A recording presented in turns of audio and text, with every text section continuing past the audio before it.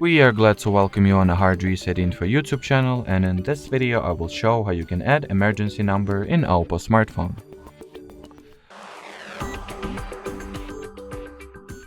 So to start, you will need to launch settings, then scroll the settings menu until you will stumble upon the safety and emergency and open the safety and emergency category.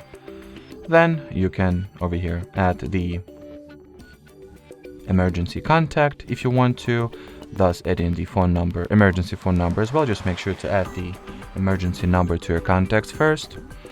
Or you can also do the following: you can turn on the emergency SOS toggle as well as quickly access emergency call page for it to be conveniently available.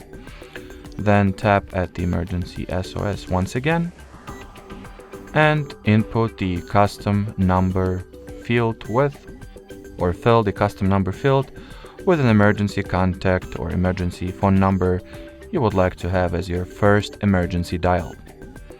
Alrighty, so that will be it for this video, guys. Thanks for watching, thanks for your attention, and bye bye.